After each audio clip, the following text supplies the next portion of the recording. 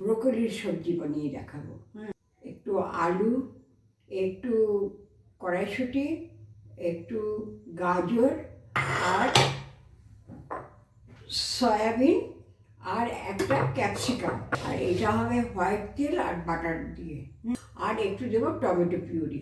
আর ফোড়ন দেবো হলো জিরে, শুকনো লঙ্কা আর কাঁচা লঙ্কা দিয়ে হবে। হলুদ অল্প পরিমাণ দেবো। সয়াবিন, গাজর আর হলো ব্রোকলি আর একটু আলু, অল্প একটুখানি নুন দিয়ে একটু ভাপিয়ে নেব। আর ব্রোকলি যেন বেশি সেদ্ধ না হয়। তা আমি ঢাকা দিয়ে একটুখানি বয়েল করে নিচ্ছি। এই যে ব্রোকলিটা তুলে নিচ্ছি। এবারে গাজরটাও সেদ্ধ হয়ে গেছে, টমেটোটাও সেদ্ধ হয়ে গেছে। সয়াবিনটা আলাদা বাসনে তুলব, কারণ হচ্ছে সয়াবিনের জলটা চিপে নিতে হবে। একটা ক্যাপসিকাম দেবো, আমি পেঁয়াজের এই গোড়াটা কেটে দিয়ে দেবো। তেলটা গরম হয়ে গেছে, জলটা চিপে দিয়ে দেবো। আলু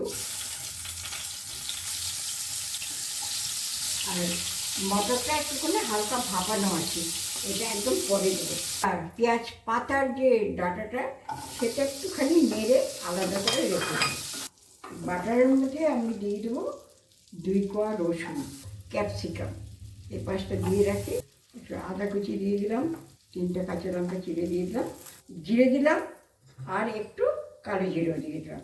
শুকনো লঙ্কাটা ফ্লেভারটা ভালো আনবে। আমার টমেটো ইয়েটা সেদ্ধ করে আমি করে রেখেছি।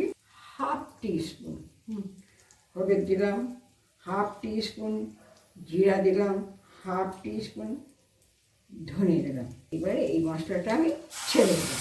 একটা তেজপাতা দিয়ে দিলাম, একটা এলাচ ফাটিয়ে দিয়ে দিলাম আর একটুখানি দারচিনি দিয়ে দিলাম।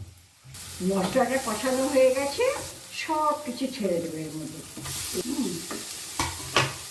আলু, গাজর, 1 টিস্পুন মিষ্টি দিয়ে দিলাম। ফুটন্ত জলটা দিয়ে দেবো, এটাকে অন করে দিয়ে কতটা ঢাকা দিয়ে দিলাম, একটু সিমে করে দিলাম। কর্নফ্লাওয়ারের গোলাটা দিচ্ছি, গোলমরিচের গুঁড়ো দেবো।